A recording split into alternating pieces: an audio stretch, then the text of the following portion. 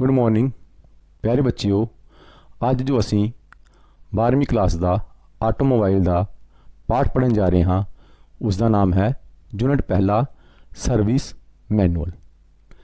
ਪਿਆਰੇ ਬੱਚਿਓ, ਇਸ ਯੂਨਿਟ ਦੇ ਵਿੱਚ ਅੱਜ ਜੋ ਅਸੀਂ ਪੜ੍ਹਾਂਗੇ ਉਹ ਹੈ ਸਰਵਿਸ ਮੈਨੂਅਲ ਕੀ ਹੁੰਦਾ ਹੈ, ਸਰਵਿਸ ਮੈਨੂਅਲ ਦਾ ਕੀ ਮਹੱਤਵ ਹੈ, ਸਰਵਿਸ ਮੈਨੂਅਲ ਦੇ ਕਿਹੜੇ-ਕਿਹੜੇ ਭਾਗ ਹੁੰਦੇ ਹਨ ਅਤੇ ਸਰਵਿਸ ਮੈਨੂਅਲ ਨੂੰ ਅਸੀਂ किस तरह जो है उसकी वरतों करनी है। पहला आउंदा है सर्विस मैनुअल हुंदा की है। प्यारे बच्चियों, जदों भी असी किसी डीलरशिप दे विच कार या मोटरसाइकिल लैन जाते हाँ तो उत्थे सानू नवीं गड्डी दे नाल एक छोटी जी किताब मिलती है। उस किताब दे विच प्यारे बच्चियों एक मालिक दे वास्ते, गड्डी दे मालिक वास्ते गड्डी दे बारे पूरी जानकारी हुंदी है। उस किताब नूं असीं कहंदे हाँ ओनर मैनुअल, क्योंकि उस किताब दे विच जो जानकारी हुंदी है वो उस मालिक नूं गड्डी दे चलाउण बारे, उस दे विच किहड़े-किहड़े फंक्शन हन, गड्डी दी सर्विस कदों होनी है, गड्डी दी सर्विस जो है फ्री सर्विस कूपन कित्थों तक अप्लाई हुंदे हन अते गड्डी दी वारंटी जो है कदों तक जो है वैलिड हुंदी है। इस दे विच पूरी जानकारी हुंदी है जिस नूं असीं ओनर मैनुअल कहंदे हाँ। हुण दूसरे पासे आउंदा है एक टैक्नीशियन जिसने उस गड्डी उत्ते काम करना है, उसनूं भी जो है कुछ हैल्प की जरूरत पैंदी है, क्योंकि मार्केट दे विच बहुत सारी गड्डियां हुंदियां हन, सारी गड्डियां बारे पूरी जानकारी हासिल नहीं की जा सकती। इस करके टैक्नीशियन नूं जदों किसी गड्डी उत्ते कोई महत्वपूर्ण काम करना हुंदा है, कोई महत्वपूर्ण डिसीजन लेना हुंदा है, कोई महत्वपूर्ण ट्रबल शूटिंग करनी हुंदी है तां ओह उसनूं भी एक किताब की जरूरत पैंदी है ताकि वो गड्डी नूं सुचारू ढंग दे नाल ठीक कर सके। उस किताब नूं असीं, उस CD नूं असीं, उस सिस्टम नूं असीं कहंदे हाँ सर्विस मैनुअल। जो एक गड्डी बनाउण वाली कंपनी, वाहन निर्माता कंपनी जो है हर गड्डी दे वेरिएंट दे नाल एक सर्विस मैनुअल तैयार करती है। पहला सर्विस मैनुअल जो हन वो किताब के रूप विच आंदे सन, पर अजकल के जमाने दे विच तुहानूं पता है इलैक्ट्रॉनिक का जमाना है, इस दे विच जो है अजकल कंपनियां CD के रूप दे विच जां ऑनलाइन जो है हर एक कंपनी अपनी गड्डी दे सर्विस मैनुअल प्रोवाइड करती है, जिस दे विच टैक्नीशियन उस गड्डी का वेरिएंट के हिसाब दे नाल पूरी जानकारी हासिल कर सकता है। उस तो बाद आंदा है कि सर्विस मैनुअल का महत्व की है, सर्विस मैनुअल की लोड़ क्यों पैंदी है। प्यारे बच्चियों, जदों भी टैक्नीशियन कोई गड्डी ते काम करता है, जो गड्डी कोई मार्केट दे विच आंदी है तो उस दे उत्ते काम करना बहुत ही मुश्किल हुंदा है। सर्विस मैनुअल की मदद दे नाल जो टैक्नीशियन है वो एक जजमेंट कर लैंदा है इस गड्डी दे विच की फॉल्ट आ रहा है, इस फॉल्ट नूं, इस पर्टिकुलर फॉल्ट नूं किस तरह ठीक किया जा सकता है। तुहानूं पता है अजकल के टाइम दे विच जो आटोमोबाइल वाहन हैं बहुत ही गुंझलदार होंदे जा रहे हैं। ज़्यादातर गड्डियां जो हैं इलैक्ट्रॉनिक होंदियां जा रही हैं, जिस दे विच हर एक फॉल्ट दे एक कोड जनरेट हुंदा है जिसनूं असीं डायग्नोस्टिक्स कोड कहंदे हाँ। वो डायग्नोस्टिक कोड जो हैं पढ़न दे लई सानूं सर्विस मैनुअल की जरूरत पैंदी है, क्योंकि सारे सेंसर जो हैं अलग अलग कोड जनरेट करते हैं अलग अलग फॉल्ट के लिए। इसलिए असीं सर्विस मैनुअल की मदद के नाल उस कोड नूं पढ़ के आसानी दे नाल उस सेंसर नूं असीं रिपेयर कर सकते हाँ जां रिप्लेस कर सकते हाँ। फिर सानूं कई बार गड्डी दे विच कोई स्पैशल टूल की जरूरत पैंदी है, सानूं नहीं पता हुंदा इस चीज़ नूं खोलण वास्ते कि सर्विस स्पैशल टूल की लोड़ पैनी है। सर्विस मैनुअल दे विच वो लिखिया हुंदा है कि इस चीज़ नूं खोलण वास्ते सही तरीके नाल खोलण वास्ते ताकि इस जो पार्ट्स की टुट भज ना होवे अते पार्ट्स नूं दोबारा सही तरीके दे नाल यूज किया जा सके। किहड़ा सर्विस स्पैशल टूल जो है वरतों विच आवेगा, उस स्पैशल सर्विस टूल का नाम की है अते उसनूं किस तरह उपयोग किया जाता है, ये सारा जो है सर्विस मैनुअल दे विच दिता हुंदा है। प्यारे बच्चियों, हुण सानूं पता लग गया कि सर्विस मैनुअल का की महत्व है, पर सर्विस मैनुअल दे विच किहड़े-किहड़े हिस्से हुंदे हन, सर्विस मैनुअल नूं किहड़े-किहड़े भागां विच वंडिया हुंदा है, इसकी जानकारी होना बहुत जरूरी है। मान लो असीं गड्डी दे किसी पर्टिकुलर भाग उत्ते काम करना है, जब तक सानूं पता नहीं है कि यह पर्टिकुलर भाग जो है सर्विस मैनुअल ਦੇ ਵਿੱਚ ਸਾਨੂੰ ਕਿੱਥੇ ਮਿਲੇਗਾ ਤਾਂ ਅਸੀਂ ਜੋ ਹੈ ਸਰਵਿਸ ਮੈਨੂਅਲ ਨੂੰ ਸਹੀ ਤਰੀਕੇ ਨਾਲ ਵਰਤੋਂ ਨਹੀਂ ਕਰ ਸਕਦੇ। ਸਹੀ ਤਰੀਕੇ ਨਾਲ ਵਰਤੋਂ ਕਰਨ ਦੇ ਵਾਸਤੇ ਸਾਨੂੰ ਉਸ ਪਾਰਟਿਕੂਲਰ ਹਿੱਸੇ ਦੇ ਵਿੱਚ ਸਰਵਿਸ ਮੈਨੂਅਲ ਦੇ ਹਿੱਸੇ ਵਿੱਚ ਉਸ ਨੂੰ ਪੜ੍ਹਨਾ ਪਵੇਗਾ।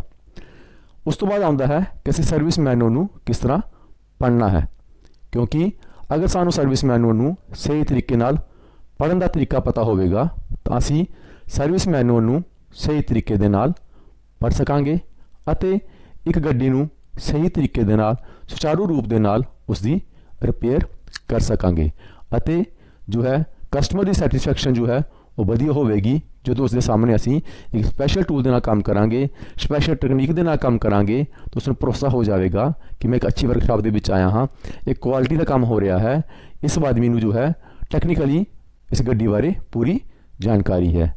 ਜੋ ਕਿ ਬਾਹਰ ਤੁਸੀਂ ਦੇਖਦੇ ਹੋ ਗੱਡੀ ਜੋ ਕੰਮ ਕਰਦੇ ਹਨ ਉਹ ਸਰਵਿਸ ਮੈਨੂਅਲ ਦੀ ਵਰਤੋਂ ਨਹੀਂ ਕਰਦੇ, ਉਹ ਜ਼ਿਆਦਾਤਰ ਜੋ ਹਨ ਮਕੈਨੀਕਲ ਫੋਰਸ ਦਾ ਵਰਤੋਂ ਕਰਦੇ ਹਨ, ਜਿਸ ਦੇ ਨਾਲ ਕਈ ਵਾਰੀ ਪਾਰਟਸ ਵੀ ਟੁੱਟ ਭੱਜ ਜਾਂਦੇ ਹਨ।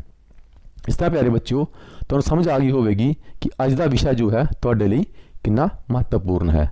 ਇਸ ਲਈ ਪਿਆਰੇ ਬੱਚਿਓ ਤੁਸੀਂ ਸਭ ਨੇ ਇਸ ਵੀਡੀਓ ਨੂੰ ਬਹੁਤ ਹੀ ਧਿਆਨ ਦੇ ਨਾਲ ਦੇਖਣਾ ਹੈ ਅਤੇ ਸਮਝਣਾ ਹੈ, ਕਿਉਂਕਿ ਇਸ ਵੀਡੀਓ ਦੇ ਅੰਤ ਦੇ ਵਿੱਚ ਇੱਕ ਕੁਇਜ਼ ਕੰਪੀਟੀਸ਼ਨ ਹੈ। ਉਹੀ ਬੱਚੇ ਉਸ ਪ੍ਰਸ਼ਨਾਂ ਦੇ ਹੱਲ ਉੱਤਰ ਦੇ ਪਾਣਗੇ ਜੋ ਇਸ ਵੀਡੀਓ ਨੂੰ ਸ਼ੁਰੂ ਤੋਂ ਲੈ ਕੇ ਅੰਤ ਤੱਕ ਸਹੀ ਤਰੀਕੇ ਨਾਲ ਦੇਖਣਗੇ। ਇਹ ਕੁਇਜ਼ ਕੰਪੀਟੀਸ਼ਨ ਬਹੁਤ ਹੀ ਇੰਟਰਸਟਿਡ ਹੈ ਅਤੇ ਇਸ ਕੁਇਜ਼ ਕੰਪੀਟੀਸ਼ਨ ਦਾ ਜੋ ਲਿੰਕ ਹੈ ਉਹ ਡਿਸਕ੍ਰਿਪਸ਼ਨ ਦੇ ਵਿੱਚ ਮੈਂ ਇਸ ਵਿੱਚ ਐਡ ਕਰ ਦਿੱਤਾ ਹੈ। ਕੋਈ ਵੀ ਬੱਚਾ ਉਸ ਲਿੰਕ ਨੂੰ ਔਨ ਕਰਕੇ ਉਹ ਕੁਇਜ਼ ਕੰਪੀਟੀਸ਼ਨ ਦੇ ਵਿੱਚ ਹਿੱਸਾ ਲੈ ਸਕਦਾ ਹੈ।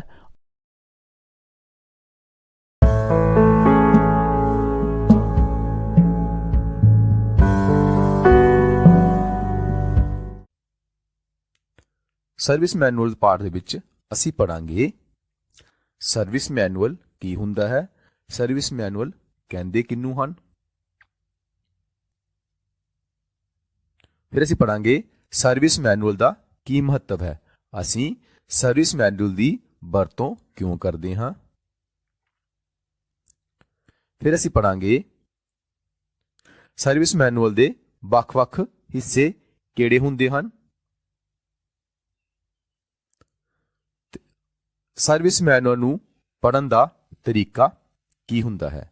ਪਿਆਰੇ ਬੱਚਿਓ ਜੋ ਸਰਵਿਸ ਮੈਨੂਅਲ ਨੂੰ ਪੜ੍ਹਨ ਦਾ ਪੂਰਾ ਤਰੀਕਾ ਹੈ ਉਹ ਚੰਗੀ ਤਰ੍ਹਾਂ ਆਸਾਨ ਵਿਧੀ ਦੇ ਨਾਲ ਵੀਡੀਓ ਨੰਬਰ 2 ਦੇ ਵਿੱਚ ਤੁਹਾਨੂੰ ਮਿਲੇਗਾ।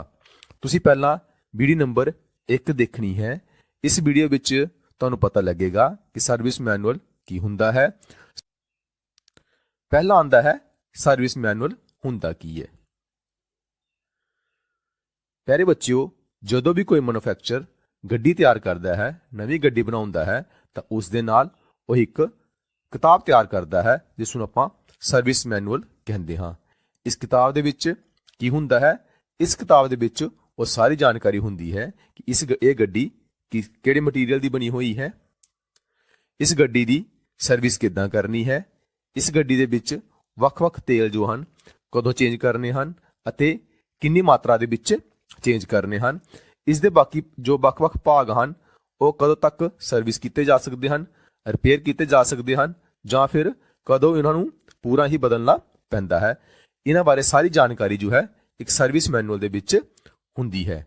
ਕਿਸੇ ਵੀ ਚੀਜ਼ ਨੂੰ ਸਟੋਰ ਕਰਨ ਦਾ ਜੋ ਤਰੀਕਾ ਹੈ ਉਹ ਕਿੱਦਾਂ ਕਰਨਾ ਹੈ, ਅਸੀਂ ਗੱਡੀ ਦੀ ਸਾਂਭ ਸੰਭਾਲ ਕਿੱਦਾਂ ਕਰਨੀ ਹੈ, ਇਸ ਬਾਰੇ ਪੂਰੀ ਜਾਣਕਾਰੀ ਹੁੰਦੀ ਹੈ। ਅੱਗੇ ਪਿਆਰੇ ਬੱਚਿਓ ਆਉਂਦਾ ਹੈ ਕਿ ਸਰਵਿਸ ਮੈਨੂਅਲ ਦਾ ਮਹੱਤਵ ਕੀ ਹੈ, ਅਸੀਂ ਇਸ ਨੂੰ ਕਿਉਂ ਯੂਜ਼ ਕਰਦੇ ਹਾਂ। ਪਿਆਰੇ ਬੱਚਿਓ ਤੁਹਾਨੂੰ ਜਿਸ ਤਰ੍ਹਾਂ ਪਤਾ ਹੈ ਕਿ ਅੱਜ ਕੱਲ੍ਹ ਦੀਆਂ ਗੱਡੀਆਂ ਜੋ ਹਨ ਬਹੁਤ ਹੀ ਇਲੈਕਟ੍ਰੋਨਿਕ ਐਡਵਾਂਸ ਗੱਡੀਆਂ ਹਨ। ਕਈ ਵਾਰ ਟੈਕਨੀਸ਼ੀਅਨ ਨੂੰ ਵੀ ਕਿਸੇ ਵੀ ਫਾਲਟ ਨੂੰ ਲੱਭਣ ਲਈ ਕਾਫੀ ਸਮਾਂ ਲੱਗ ਜਾਂਦਾ ਹੈ। ਇਸ ਲਈ ਉਹ ਫਾਲਟ ਲੱਭਣ ਲਈ ਜੋ ਹੈ ਬੁੱਧੀਜੀਵੀਆਂ ਦੁਆਰਾ, ਜੋ ਕੰਪਨੀ ਦੇ ਬੁੱਧੀਜੀਵੀਆਂ ਦੁਆਰਾ ਬਣਾਏ ਗਏ ਸਰਵਿਸ ਮੈਨੂਅਲ ਦੀ ਵਰਤੋਂ ਕਰਦਾ ਹੈ, ਜਿਸ ਵਿੱਚ ਉਸ ਨੂੰ ਥੋੜੀ ਜਿਹੀ ਮਦਦ ਮਿਲਦੀ ਹੈ ਕਿ ਇਸ ਤਰ੍ਹਾਂ ਦੇ ਫਾਲਟ ਨੂੰ ਅਸੀਂ ਕਿਸ ਤਰ੍ਹਾਂ ਲੱਭਣਾ ਹੈ ਤਾਂ ਕਿ ਉਹ ਉਸ ਸਮੱਸਿਆ ਨੂੰ ਘੱਟ ਤੋਂ ਘੱਟ ਸਮੇਂ ਦੇ ਵਿੱਚ ਸੁਲਝਾ ਸਕੇ ਅਤੇ ਜੋ ਕਸਟਮਰ ਹੈ ਉਸ ਨੂੰ ਵੱਧ ਤੋਂ ਵੱਧ ਸੈਟੀਸਫੈਕਸ਼ਨ ਮਿਲੇ, ਉਸ ਦੀ ਗੱਡੀ ਜੋ ਹੈ ਸਰਵਿਸ ਕਰਨ ਤੋਂ ਬਾਅਦ ਦੁਬਾਰਾ ਉਸੇ ਤਰ੍ਹਾਂ ਚੱਲੇ ਜਿਸ ਤਰ੍ਹਾਂ ਉਸਨੇ ਨਵੀਂ ਗੱਡੀ ਪ੍ਰਾਪਤ ਕੀਤੀ ਸੀ।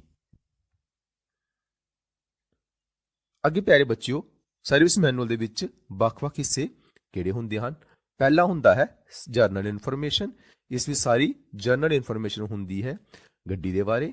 ਦੂਸਰਾ ਹੁੰਦਾ ਹੈ ਗੱਡੀ ਦੀ ਬਾਡੀ ਦੀ ਮੁਰੰਮਤ। ਤੀਸਰਾ ਹੁੰਦਾ ਹੈ ਡਰਾਈਵ ਲਾਈਨ। ਡਰਾਈਵ ਲਾਈਨ ਵਿੱਚ ਪਿਆਰੇ ਬੱਚਿਓ ਆਉਂਦਾ ਹੈ ਗੇਅਰ ਬਾਕਸ, ਕਲਚ, ਪ੍ਰੋਪੈਲਰ ਸ਼ਾਫਟ ਅਤੇ ਡਿਫਰੈਂਸ਼ੀਅਲ। ਫਿਰ ਆਉਂਦਾ ਹੈ ਇੰਜਨ। ਇਸ ਵਿੱਚ ਇੰਜਨ ਬਾਰੇ ਸਾਰੀ ਜਾਣਕਾਰੀ ਹੁੰਦੀ ਹੈ।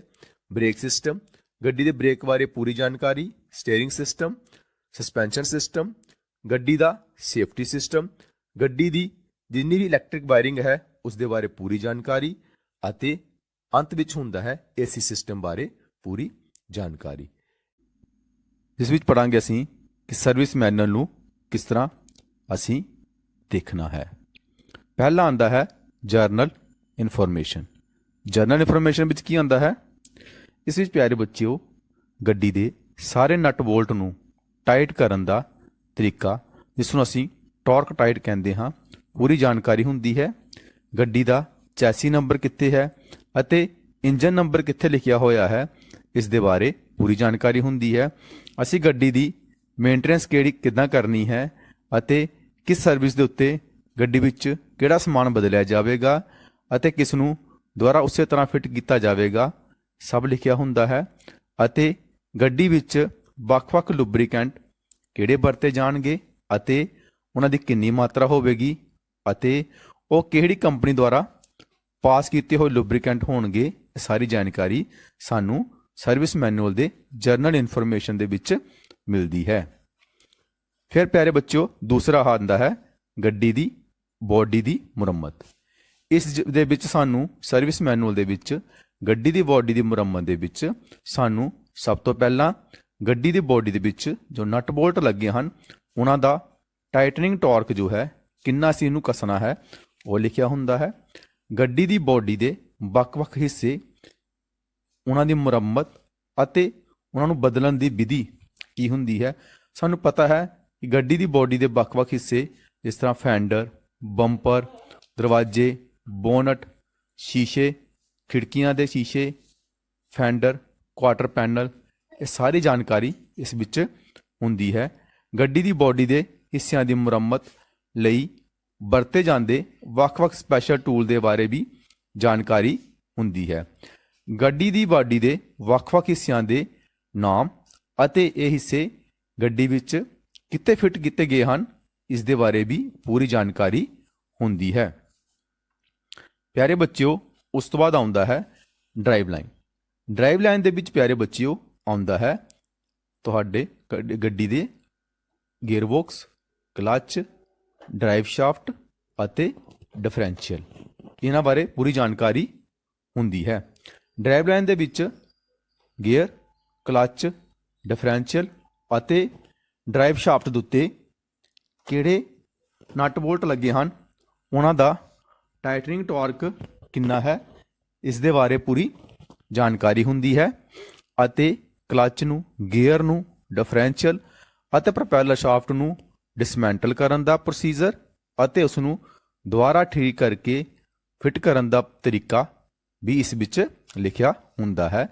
ਡਰਾਈਵ ਲਾਈਨ ਦੇ ਵਿੱਚ ਵਰਤੇ ਗਏ ਵੱਖ-ਵੱਖ ਲੁਬਰੀਕੈਂਟ, ਜਿਸ ਤਰ੍ਹਾਂ ਕਿ ਗੇਅਰ ਆਇਲ ਨੂੰ ਕਿਸ ਤਰ੍ਹਾਂ ਬਦਲਣਾ ਹੈ ਅਤੇ ਇਸ ਡਿਫਰੈਂਸ਼ੀਅਲ ਆਇਲ ਨੂੰ ਕਿਸ ਤਰ੍ਹਾਂ ਬਦਲਣਾ ਹੈ, ਉਸ ਦੇ ਵਿੱਚ ਕਿਹੜਾ ਡਿਫਰੈਂਸ਼ੀਅਲ ਆਇਲ ਪੈਣਾ ਹੈ, ਕਿਹੜੇ ਗ੍ਰੇਡ ਦਾ ਪੈਣਾ ਹੈ ਅਤੇ ਕਿੰਨੀ ਮਾਤਰਾ ਵਿੱਚ ਜੋ ਹੈ ਇਹ ਤੇਲ ਪੈਣੇ ਹਨ, ਇਹਨਾਂ ਨੂੰ ਦੇ ਬਦਲਣ ਦਾ ਸਮਾਂ ਕਿੰਨੇ ਕਿਲੋਮੀਟਰ ਜਾਂ ਕਿੰਨੇ ਸਾਲ ਬਾਅਦ ਆਪਾਂ ਇਹਨੂੰ ਬਦਲਣਾ ਹੈ, ਇਹ ਸਾਰਾ ਲਿਖਿਆ ਹੁੰਦਾ ਹੈ।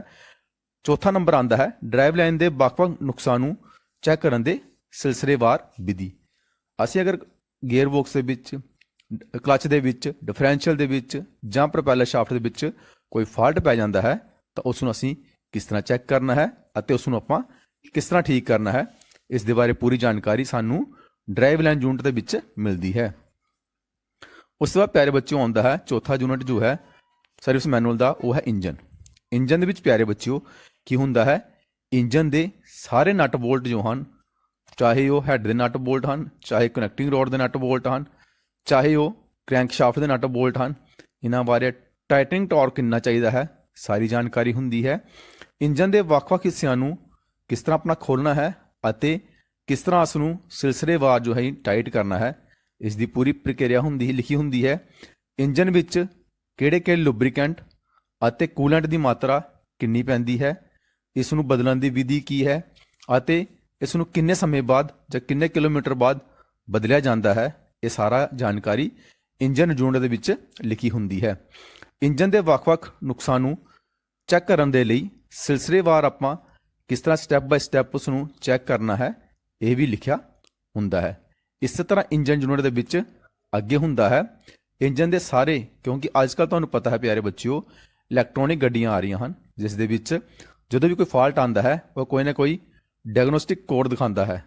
ਉਹ ਡਾਇਗਨੋਸਟਿਕ ਕੋਡ ਨੂੰ ਜੋ ਹੈ ਸਪੈਸ਼ਲ ਸੌਫਟਵੇਅਰ ਦੇ ਨਾਲ ਜੋ ਗੱਡੀਆਂ ਮੈਨੂਫੈਕਚਰਰ ਤਿਆਰ ਕਰਦਾ ਹੈ, ਲੈਪਟਾਪ ਲਗਾ ਕੇ ਚੈੱਕ ਕੀਤਾ ਜਾਂਦਾ ਹੈ ਅਤੇ ਉਸ ਪਾਰਟਿਕੂਲਰ ਸੈਂਸਰ ਨੂੰ ਬਦਲ ਕੇ ਜਾਂ ਉਸ ਦੀ ਰਿਪੇਅਰ ਕਰਕੇ ਉਸ ਨੂੰ ਠੀਕ ਕੀਤਾ ਜਾਂਦਾ ਹੈ। ਇਹ ਸਾਰੀ ਜਾਣਕਾਰੀ ਜਿੰਨੇ ਵੀ ਡਾਇਗਨੋਸਟਿਕ ਕੋਡ ਹਨ ਸਾਰੇ ਹੀ ਤੁਹਾਨੂੰ ਸਰਵਿਸ ਮੈਨੂਅਲ ਦੇ ਇੰਜਨ ਯੂਨਿਟ ਵਿੱਚ ਮਿਲਣਗੇ। 6ਵਾਂ ਨੰਬਰ ਆਉਂਦਾ ਹੈ ਇੰਜਨ ਦੇ ਵੱਖ-ਵੱਖ ਪਾਰਟਸ ਦੀ ਵਰਤੋਂ ਸੀਮਾ।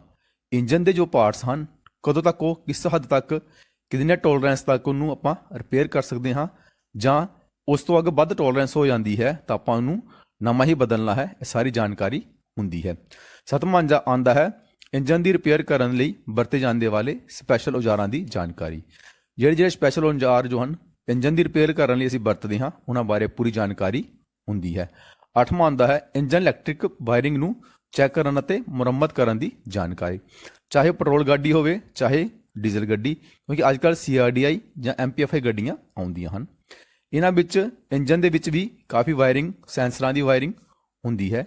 ਇਸ ਸੈਂਸਰਾਂ ਦੀ ਵਾਇਰਿੰਗ ਦੀ ਸਰਕਟ ਡਾਇਗਰਾਮ ਕੀ ਹੈ, ਇਸ ਸੈਂਸਰ ਦੀ ਵਾਇਰਿੰਗ ਨੂੰ ਚੈੱਕ ਕਰਨ ਦਾ ਤਰੀਕਾ ਕੀ ਹੈ, ਇਸ ਸੈਂਸਰ ਨੂੰ ਚੈੱਕ ਕਰਨ ਦਾ ਤਰੀਕਾ ਕੀ ਹੈ, ਇਹ ਸਾਰੀ ਜਾਣਕਾਰੀ ਇਸ ਵਿੱਚ ਸਾਨੂੰ ਇੰਜਨ ਯੂਨਿਟ ਵਿੱਚ ਹੀ ਮਿਲਦੀ ਹੈ। ਅੱਗੇ ਪਿਆਰੇ ਬੱਚਿਓ ਆਉਂਦਾ ਹੈ ਬ੍ਰੇਕ ਸਿਸਟਮ। ਬ੍ਰੇਕ ਸਿਸਟਮ ਜੋ ਹੈ ਇਸ ਦੇ ਵਿੱਚ ਸਾਨੂੰ ਜੋ ਜਾਣਕਾਰੀ ਮਿਲਦੀ ਹੈ ਉਹ ਹੈ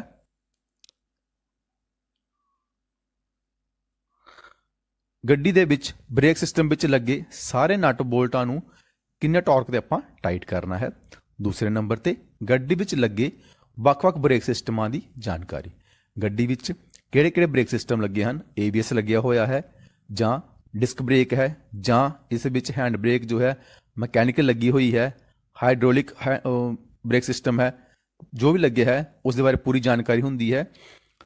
ਤੀਸਰਾ, ਬ੍ਰੇਕ ਸਿਸਟਮ ਦੇ ਵਿੱਚ ਵਰਤੇ ਗਏ ਵੱਖ-ਵੱਖ ਲੁਬਰੀਕੈਂਟ ਨੂੰ ਬਦਲਣ, ਮਾਤਰਾ ਅਤੇ ਬਦਲੀ ਸੀਮਾ। ਇਸ ਦੇ ਵਿੱਚ ਬ੍ਰੇਕ ਸਿਸਟਮ ਦੇ ਵਿੱਚ ਅਸੀਂ ਬ੍ਰੇਕ ਆਇਲ ਬਦਲਦੇ ਹਾਂ, ਉਸ ਦੀ ਕਿੰਨੀ ਮਾਤਰਾ ਪੈਂਦੀ ਹੈ, ਕਿੰਨੇ ਸਮੇਂ ਬਾਅਦ ਬ੍ਰੇਕ ਆਇਲ ਬਦਲਿਆ ਜਾਂਦਾ ਹੈ ਅਤੇ ਬ੍ਰੇਕ ਆਇਲ ਨੂੰ ਬਦਲਣ ਦਾ ਤਰੀਕਾ ਕੀ ਹੈ, ਇਹ ਪੂਰੀ ਪ੍ਰਕਿਰਿਆ ਲਿਖੀ ਹੁੰਦੀ ਹੈ। ਚੌਥੇ ਨੰਬਰ ਤੇ ਬ੍ਰੇਕ ਸਿਸਟਮ ਵਿੱਚ ਵਰਤੇ ਗਏ ਪਾਰਟਸ ਨੂੰ ਬਦਲਣ ਦੀ ਮਾਤਰਾ ਅਤੇ ਸੀਮਾ। ਬ੍ਰੇਕ ਸਿਸਟਮ ਦੇ ਵਿੱਚ ਕੋਈ ਅਗਰ ਫਾਲਟ ਪੈ ਜਾਂਦਾ ਹੈ, ਜਿਸ ਤਰ੍ਹਾਂ ਲੈਦਰ ਹਨ, ਡਿਸਕ ਪੈਡ ਹਨ, ਉਹਨਾਂ ਨੂੰ ਕਿੰਨੇ ਸਮੇਂ ਬਾਅਦ ਬਦਲਣਾ ਹੈ ਜਾਂ ਕਦੋਂ ਬਦਲਣਾ ਹੈ, ਇਹ ਸਾਰੀ ਜਾਣਕਾਰੀ ਉਸ ਵਿੱਚ ਲਿਖੀ ਹੁੰਦੀ ਹੈ। 5ਵੇਂ ਨੰਬਰ ਤੇ ਆਉਂਦਾ ਹੈ ਬ੍ਰੇਕ ਸਿਸਟਮ ਦੇ ਵੱਖ-ਵੱਖ ਨੁਕਸ ਨੂੰ ਲੱਭਣਾ ਅਤੇ ਠੀਕ ਕਰਨ ਦੀ ਵਿਧੀ। 6ਵੇਂ ਨੰਬਰ ਤੇ ਆਉਂਦਾ ਹੈ ਬ੍ਰੇਕ ਸਿਸਟਮ ਦੀ ਮੁਰੰਮਤ ਲਈ ਵਰਤੇ ਜਾਂਦੇ ਵੱਖ-ਵੱਖ ਸਪੈਸ਼ਲ ਟੂਲਸ ਦੀ ਜਾਣਕਾਰੀ ਸਾਨੂੰ ਸਰਵਿਸ ਮੈਨੂਅਲ ਦੇ ਬ੍ਰੇਕ ਸਿਸਟਮ ਯੂਨਿਟ ਦੇ ਵਿੱਚ ਮਿਲਦੀ ਹੈ। ਪਿਆਰੇ ਬੱਚੇ, ਉਸ ਤੋਂ ਬਾਅਦ ਆਉਂਦਾ ਹੈ ਸਟੀਅਰਿੰਗ ਸਿਸਟਮ। ਗੱਡੀ ਦੇ ਸਟੀਅਰਿੰਗ ਸਿਸਟਮ ਦੇ ਜੋ ਸਰਵਿਸ ਮੈਨੂਅਲ ਹੈ ਉਸ ਦੇ ਯੂਨਿਟ ਵਿੱਚ ਕੀ ਹੁੰਦਾ ਹੈ। ਨੰਬਰ ਪਹਿਲਾ, ਸਟੀਅਰਿੰਗ ਸਿਸਟਮ ਵਿੱਚ ਲੱਗੇ ਸਾਰੇ ਨਟ ਬੋਲਟ ਨੂੰ ਟਾਈਟ ਕਰਨ ਦੀ ਜਾਣਕਾਰੀ। ਨੰਬਰ ਦੂਸਰਾ, ਗੱਡੀ ਵਿੱਚ ਲੱਗੇ ਵੱਖ-ਵੱਖ ਸਟੀਅਰਿੰਗ ਸਿਸਟਮ ਦੀ ਜਾਣਕਾਰੀ। ਗੱਡੀ ਵਿੱਚ ਕਿਹੜਾ ਸਟੀਅਰਿੰਗ ਸਿਸਟਮ ਲੱਗਿਆ ਹੈ, ਹਾਈਡ੍ਰੋਲਿਕ ਪਾਵਰ ਸਟੀਅਰਿੰਗ ਹੈ ਜਾਂ ਇਲੈਕਟ੍ਰੀਕਲ ਪਾਵਰ ਸਟੀਅਰਿੰਗ ਹੈ, ਇਸ ਦੇ ਬਾਰੇ ਸਾਰੀ ਜਾਣਕਾਰੀ ਹੁੰਦੀ ਹੈ। ਤੀਸਰਾ, ਸਟੀਅਰਿੰਗ ਸਿਸਟਮ ਦੇ ਵਿੱਚ ਵਰਤੇ ਗਏ ਵੱਖ-ਵੱਖ ਲੁਬਰੀਕੈਂਟਸ ਨੂੰ ਬਦਲਣ ਦੀ ਮਾਤਰਾ ਅਤੇ ਬਦਲੀ ਸੀਮਾ। ਸਾਨੂੰ ਸਟੀਅਰਿੰਗ ਸਿਸਟਮ ਦੇ ਵਿੱਚ ਸਟੀਅਰਿੰਗ ਆਇਲ ਨੂੰ ਕਦੋਂ ਬਦਲਣਾ ਹੈ, ਸਟੀਅਰਿੰਗ ਆਇਲ ਜਾਂ ਅਗਰ ਫਿਲਟਰ ਬਦਲਣਾ ਹੈ ਤਾਂ ਕਿੰਨੇ ਕਿਲੋਮੀਟਰ ਦਾ ਬਦਲਣਾ ਹੈ ਅਤੇ ਸਟੀਅਰਿੰਗ ਆਇਲ ਜੋ ਹੈ ਕਿੰਨਾ ਪੈਣਾ ਹੈ, ਕਿਹੜੀ ਕੰਪਨੀ ਦਾ ਸਟੀਅਰਿੰਗ ਆਇਲ ਅਸੀਂ ਵਰਤੋਂ ਕਰਨੀ ਹੈ, ਇਸ ਦੇ ਬਾਰੇ ਸਾਰੀ ਜਾਣਕਾਰੀ ਹੁੰਦੀ ਹੈ। ਚੌਥੇ ਨੰਬਰ ਤੇ ਆਉਂਦਾ ਹੈ ਸਟੀਅਰਿੰਗ ਸਿਸਟਮ ਵਿੱਚ ਵਰਤੇ ਗਏ ਪਾਰਟਸ ਨੂੰ ਬਦਲਣ ਦੀ ਮਾਤਰਾ ਅਤੇ ਬਦਲੀ ਸੀਮਾ। 5ਵੇਂ ਨੰਬਰ ਤੇ ਆਉਂਦਾ ਹੈ ਸਟੀਅਰਿੰਗ ਸਿਸਟਮ ਦੇ ਵੱਖ-ਵੱਖ ਨੁਕਸ ਲੱਭਣੇ ਅਤੇ ਉਹਨਾਂ ਨੂੰ ਠੀਕ ਕਰਨ ਨੂੰ ਕਿਹੜੀ ਵਿਧੀ ਹੈ, ਇਸ ਦੇ ਬਾਰੇ ਪੂਰੀ ਜਾਣਕਾਰੀ ਹੁੰਦੀ ਹੈ। ਅਤੇ ਸਟੀਅਰਿੰਗ ਸਿਸਟਮ ਨੂੰ ਠੀਕ ਕਰਨ ਲਈ ਸਾਨੂੰ ਕਿਹੜੇ-ਕਿਹੜੇ ਸਪੈਸ਼ਲ ਟੂਲ ਵਰਤੋਂ ਕਰਨੇ ਹਨ, ਇਹਨਾਂ ਬਾਰੇ ਪੂਰੀ ਜਾਣਕਾਰੀ ਹੁੰਦੀ ਹੈ। ਉਸ ਤੋਂ ਬਾਅਦ ਪਿਆਰੇ ਬੱਚਿਓ ਆਉਂਦਾ ਹੈ ਸਸਪੈਂਸ਼ਨ ਸਿਸਟਮ ਦੇ ਵਿੱਚ ਸਾਨੂੰ ਮਿਲਦਾ ਹੈ ਸਸਪੈਂਸ਼ਨ ਸਿਸਟਮ ਵਿੱਚ ਲੱਗੇ ਸਾਰੇ ਨਟ ਬੋਲਟ ਨੂੰ ਟਾਈਟ ਕਰਨ ਦੀ ਜਾਣਕਾਰੀ। ਨੰਬਰ ਦੂਸਰਾ, ਗੱਡੀ ਵਿੱਚ ਲੱਗੇ ਵੱਖ-ਵੱਖ ਸਸਪੈਂਸ਼ਨ ਸਿਸਟਮ ਦੀ ਜਾਣਕਾਰੀ।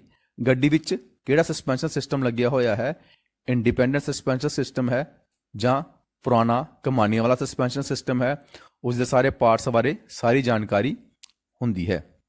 ਤੀਸਰਾ, ਸਸਪੈਂਸ਼ਨ ਸਿਸਟਮ ਵਿੱਚ ਵਰਤੇ ਗਏ ਪਾਰਟਸ ਨੂੰ ਬਦਲਣਾ ਕਿਸ ਤਰ੍ਹਾਂ ਬਦਲਣਾ ਹੈ ਅਤੇ ਉਸ ਦਾ ਰੱਖ ਰਖਾਵ ਕਿਸ ਤਰ੍ਹਾਂ ਕਰਨਾ ਹੈ, ਕਦੋਂ ਤੱਕ ਜੋ ਹੈ ਸਸਪੈਂਸ਼ਨ ਸਿਸਟਮ ਦੇ ਪਾਰਟਸ ਜੋ ਹਨ ਠੀਕ ਰਹਿੰਦੇ ਹਨ ਅਤੇ ਕਦੋਂ ਸਾਨੂੰ ਉਸ ਨੂੰ ਬਦਲਣ ਦੀ ਲੋੜ ਪੈਂਦੀ ਹੈ। ਇਹਨਾਂ ਨੂੰ ਬਦਲਣ ਦੇ ਕਿਹੜੇ-ਕਿਹੜੇ ਲੱਛਣ ਹੁੰਦੇ ਹਨ, ਕਿਹੜੀ ਕੰਡੀਸ਼ਨ ਦੇ ਵਿੱਚ ਸਾਨੂੰ ਪੂਰਾ ਪਾਰਟ ਹੀ ਬਦਲਣਾ ਪੈਂਦਾ ਹੈ ਅਤੇ ਕਿਹੜੇ ਸਿਸਟਮ ਕੰਡੀਸ਼ਨ ਦੇ ਵਿੱਚ ਸਾਨੂੰ ਉਸ ਪਾਰਟ ਨੂੰ ਰਿਪੇਅਰ ਕਰਨਾ ਹੁੰਦਾ ਹੈ।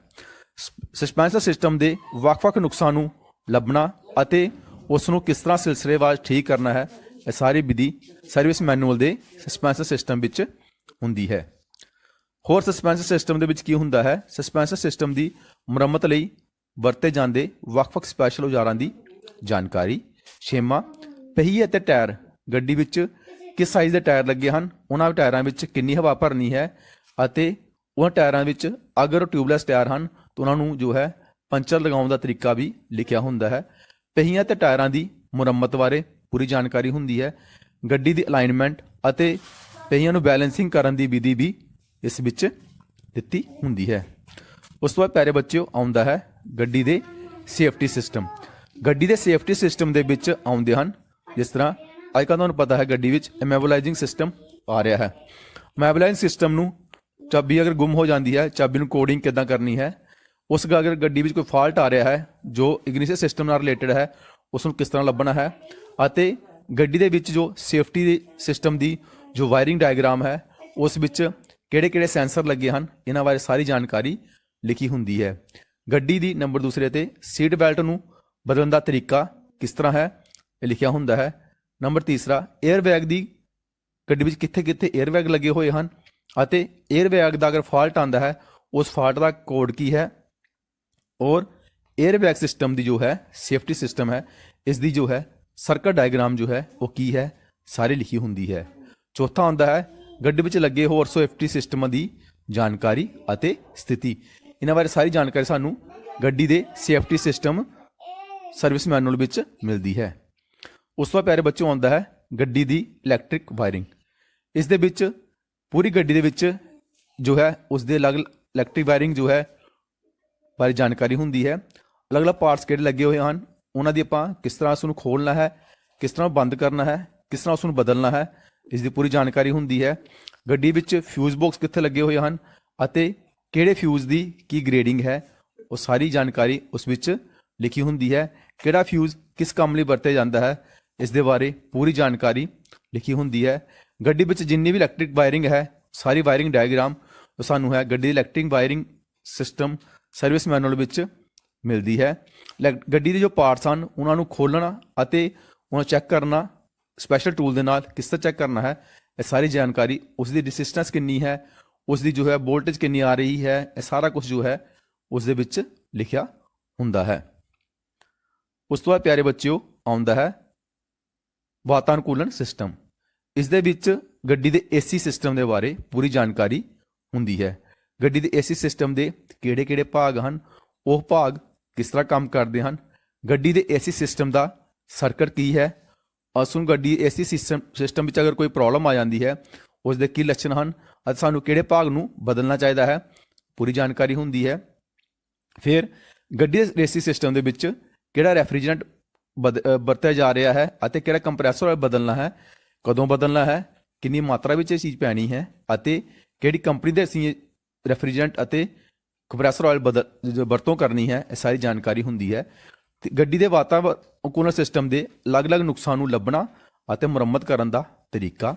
ਗੱਡੀ ਦੇ ਵਾਤਾਨੁਕੂਲਨ ਸਿਸਟਮ ਦੀ ਰਿਪੇਅਰ ਲਈ ਵਰਤੇ ਜਾਂਦੇ ਸਪੈਸ਼ਲ ਔਜ਼ਾਰਾਂ ਦੀ ਵਰਤੋਂ ਅਤੇ ਗੱਡੀ ਦੇ ਵਿੱਚ ਫਾਲਟ ਲੱਭਣ ਲਈ ਸਾਨੂੰ ਕਿਹਨਾਂ ਸਾਵਧਾਨੀ ਦੀ ਵਰਤੋਂ ਕਰਨੀ ਚਾਹੀਦੀ ਹੈ, ਏਸੀ ਸਿਸਟਮ ਦੀ ਰਿਪੇਅਰ ਦੇ ਲਈ ਸਾਰੀ ਜਾਣਕਾਰੀ ਸਾਨੂੰ ਉਸ ਵਿੱਚ ਮਿਲਦੀ ਹੈ। ਇਸ ਕੁਇਜ਼ ਦਾ ਲਿੰਕ ਇਸ ਵੀਡੀਓ ਦੇ ਡਿਸਕ੍ਰਿਪਸ਼ਨ ਦੇ ਵਿੱਚ ਦਿੱਤਾ ਗਿਆ ਹੈ। ਤੁਸੀਂ ਇਸ ਲਿੰਕ ਨੂੰ ਔਨ ਕਰਕੇ ਇਸ ਕੁਇਜ਼ ਕੰਪੀਟੀਸ਼ਨ ਦੇ ਵਿੱਚ ਹਿੱਸਾ ਲੈ ਸਕਦੇ ਹੋ। ਪਿਆਰੇ ਬੱਚਿਓ, ਅੱਜ ਦੀ ਵੀਡੀਓ ਦੇ ਵਿੱਚ ਅਸੀਂ ਜੋ ਪੜ੍ਹਿਆ ਸਰਵਿਸ ਮੈਨੂਅਲ ਦੇ ਬਾਰੇ, ਉਹ ਸੀ ਸਰਵਿਸ ਮੈਨੂਅਲ ਕੀ ਹੁੰਦਾ ਹੈ, ਸਰਵਿਸ ਮੈਨੂਅਲ ਦੀ ਇੱਕ ਗੱਡੀ ਦੇ ਸਰਵਿਸ ਦੇ ਵਿੱਚ ਕੀ ਮਹੱਤਤਾ ਹੈ, ਸਰਵਿਸ ਮੈਨੂਅਲ ਦੇ ਵਿੱਚ ਕਿਹੜੇ-ਕਿਹੜੇ ਹਿੱਸੇ ਹੁੰਦੇ ਹਨ, ਸਰਵਿਸ ਮੈਨੂਅਲ ਨੂੰ ਅਸੀਂ ਕਿਸ ਤਰ੍ਹਾਂ ਪੜ੍ਹ ਸਕਦੇ ਹਾਂ। ਮੈਨੂੰ ਆਸ਼ਾ ਹੈ ਕਿ ਤੁਹਾਨੂੰ ਇਹ ਵੀਡੀਓ ਜੋ ਹੈ ਬਹੁਤ ਹੀ ਪਸੰਦ ਆਇਆ ਹੋਵੇਗਾ ਅਤੇ ਤੁਸੀਂ ਇਸ ਵੀਡੀਓ ਦੇ ਦੁਆਰਾ ਆਪਣੇ ਸਬਜੈਕਟ ਦੇ ਬਾਰੇ, ਸਰਵਿਸ ਮੈਨੂਅਲ ਦੇ ਯੂਨਿਟ ਦੇ ਬਾਰੇ ਬਹੁਤ ਹੀ ਵਧੀਆ ਜਾਣਕਾਰੀ ਹਾਸਲ ਕੀਤੀ ਹੋਵੇਗੀ। ਮੈਂ ਇਸ ਲਈ ਤੁਹਾਡਾ ਸਾਰਿਆਂ ਦਾ ਬਹੁਤ ਹੀ ਧੰਨਵਾਦ ਕਰਦਾ ਹਾਂ। Thank you very much.